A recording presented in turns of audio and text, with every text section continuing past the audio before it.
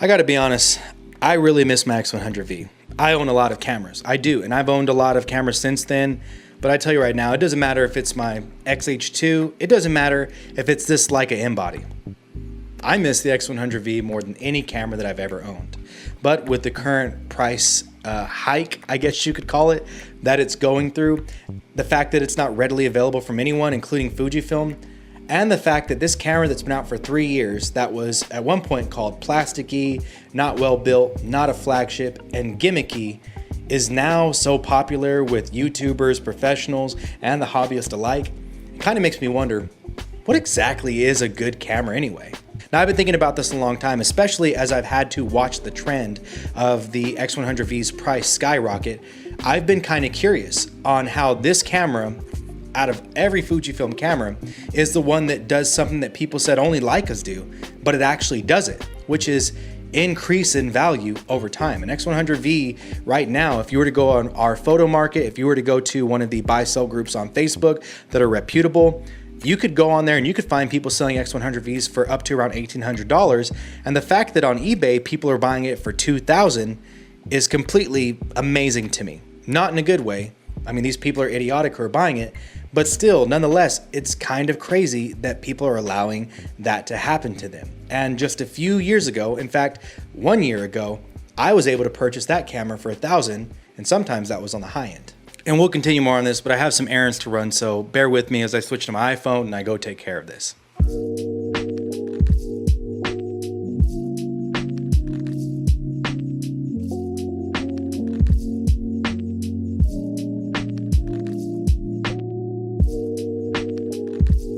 We're gonna go into Central Market, and I'm making a creamy chicken soup tonight, so we're gonna get the ingredients for that.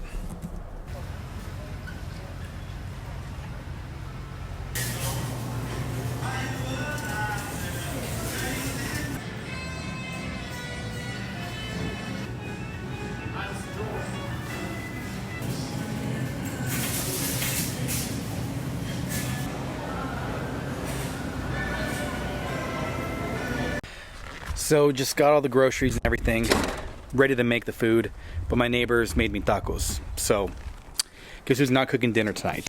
I gotta say, man, it really be like that. You try to be healthy and stuff and just do the right thing and buy groceries and cook, but shit, I ain't fucking turning down free tacos, man. Mexicans, brother, it is what it is. It do what it do. Eat with soup, baby, yeah, buddy. So now that we're able to sit back down, let me just take you through some of the things that kind of intrigue me when it comes to what is a good camera. And maybe this will help you make your purchase. Now, I want everyone to be aware of a couple things. Number one, always try to look for the camera that is best for what you do. If you shoot sports, look for something with a high burst rate whenever it comes to photo shutter. If you're someone who shoots video, look for something that has the video specs you need. Don't be enamored by what people say are the intangibles of a camera if they don't matter to you. But the second thing is, whenever people are recommending you cameras, always keep in mind someone is a fan of something. Someone is a fanboy, someone is ride or die, whatever it is, and someone has their allegiance. Me, myself, I personally lean towards more of the Fujifilm group. So everyone sprinkles a little bit of bias in there, but what you're really looking for whenever it comes to camera reviews or for decisions whenever it comes to camera are, first off, what do you need? And number two, did the person actually use the camera that they're trying to recommend to you or that they're trying to bag on? Let me be very, very clear whenever it comes to me and whenever it comes to camera reviews. I never give my 2 cents about a camera system or a camera, number one, if I've never used it. You should always look for people that have had time to not only use the gear they use, but also, number two, have they used it professionally. I believe that I should be able to put my money where my mouth is and put my ass in the line if I'm going to talk to you guys about cameras, whether that's Leica, whether that's Fujifilm when they send me things like the XH2 and the X-T5. It doesn't matter what it is. If someone's not willing to use it in the way that they go out and they create, whether it's street photography, portraits, sports, whatever, and they're just telling you something off of what they perceive and have looked off online, and all they did was they went on 2 shoots with it and they want to give you a full opinion, or they had a practice where it didn't matter if they got good shots or not and they're just testing autofocus and tracking, that is a huge, huge problem. You should always take what they say with a grain of salt. Remember, the best reviewer in anything is always going to be yourself. But the thing about the X100V and its gain and popularity that is very peculiar to me is that people love the X100V, but the same reviewers that are in love with it did not like the X-T3, did not like the X-E4, did not like the XS10, did not like the X-T4, and those cameras, including the X-T30 Mark I and Mark II, are the exact same camera as the X100V. I do just find it very, very funny that a camera that is the exact same as about 3, 4, 5 other Fujifilm cameras internally, meaning it's going to create the same type of image and the same type of image quality, especially if you're using the 23 f2 or anything that's been an LM lens going forward. I just think that it is very, very, very funny that all of a sudden this camera is great once they get their hands on it, but the other ones were. And it just makes me think, did people review Fujifilm cameras correctly? Are they unbiased? Or when they get the camera, do they already have a set list of things they're looking to go wrong in it, so they can pick on it because they know they're wanting to defend, number one, the camera company they're an ambassador for, or number two, they're wanting to defend their purchases. I'm not saying that's what everyone or anyone does. I'm just saying, if you look at it, it's okay to call a spade a spade. It's just very funny to me that you cannot like any other camera from Fujifilm in any sense of the matter and say you would never own any of them and that the image quality is bad or not up to par. But when this camera, which is the exact same camera, but has less features in it, comes out, or not even comes out, is in your hand 3 years after release, now all of a sudden this one has some magic sauce. And the fact that it only has an f2 lens, which before, I mean according to everyone, any kind of f2 lens, especially on an APS-C camera, isn't good enough, including the 23mm f2 that I'm shooting on right now. It's not good enough. It's not good for low light. And of course, people were saying that that X100E or the XE4, the X-T3, the X-T4 sensor, it's not good whenever it comes to image quality as it is a full frame camera.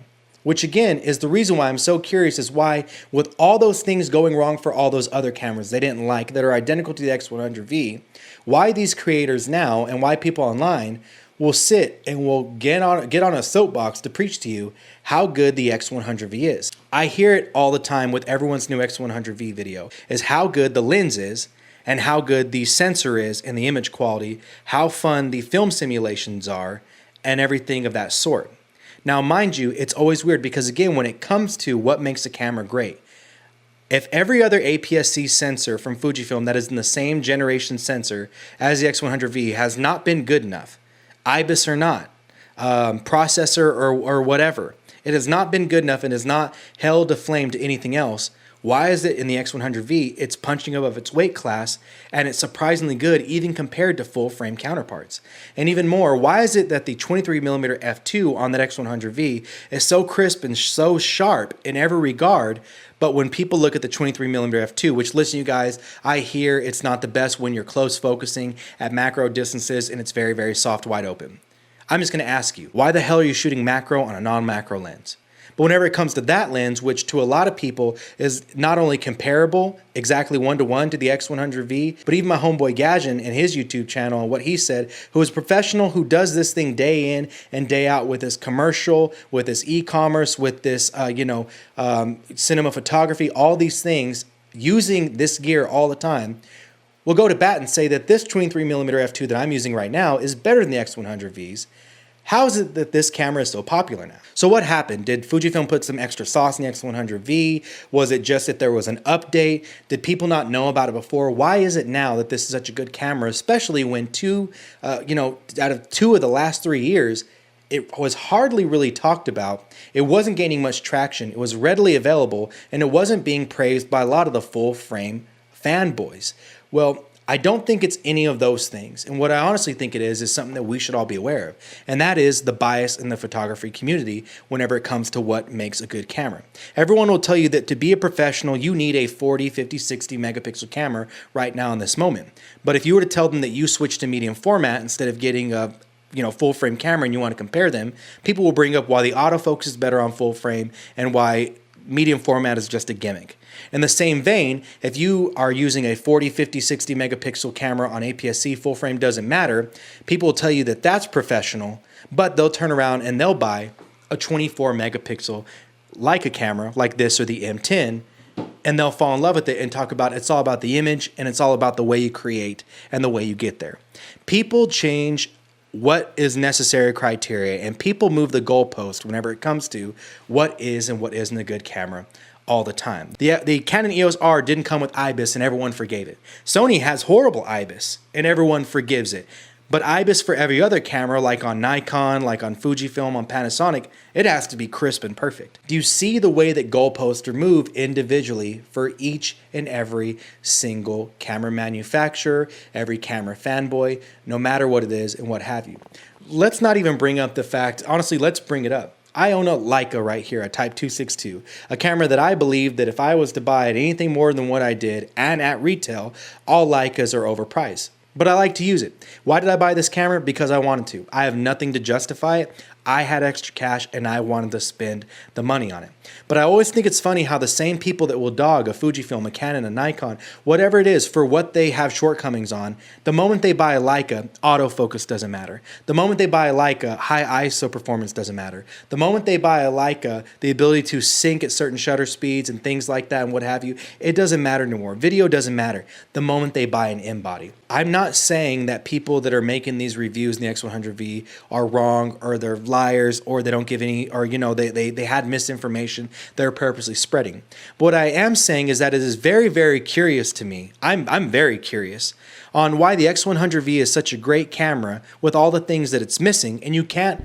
Please stop saying it's the size. Please stop saying it's the ability to take it anywhere. Please stop saying that, because there are a lot of small cameras that will do just as good. The Nikon Coolpix A, the Fujifilm X70, the Fujifilm XF10, the fact that the X-T3 is not that much bigger, the fact that the X-C4 I'm using is absolutely not that much bigger, and you can get a pancake lens to actually be, I think, lighter than the X100V and be just as small and fit in your pocket. The Ricoh GR3 is, and the GR3X, the ultimate pocketable, fantastic performing cameras, and those on those fixed lens systems might be the sharpest lenses I've ever used. The Leica Q, the original, and the Leica Q2. There's all these cameras. There's all these different options you have. So please don't tell me it's because it's a small camera, because why is one variable a reason for putting your all into one single camera body?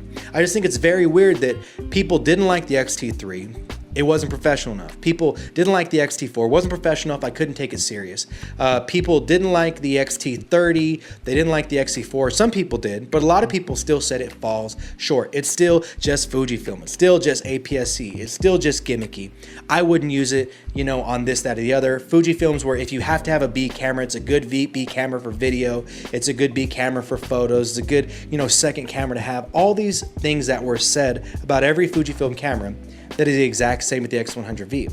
Now, does the X100V inspire you? Does it really make you want to go out there and shoot? Sure, maybe, and I'll give you that. But that doesn't make up for the things that were said about all the other cameras. How is it that this one camera that is, number one, purposefully lacking in a lot of areas as the other camera builds with the exact same system, processor, lenses, etc., is doing so well and is loved so much? But let's turn it around, and these other cameras that have the exact / do the exact same thing, if not more, case in point, this X-C4 blows the X100V when it comes to features out of the water, except for it doesn't have an OVF. How is it that these aren't getting the same love? Why is it that this X-C4 that I'm recording on right now, that I purchased used for $600, and this 23mm f2 from Fujifilm that I purchased for $235, cost me less than $900, including all the accessories that I have on it right now? Why is it that even though that is honestly, objectively, potentially a better all-around camera than the X100V, people would look at this and scoff if you had it around your neck because it isn't the X100V? I'm not going to answer. I'll leave you to answer that. I'll leave you to answer below in the comments. Do you own an X100V? Have you purchased one recently during the new price gouges and price hike? I don't get it. And I've shared with you my theories on it. Let me know what yours are. With that being said, take it light, but take it, and have a good one.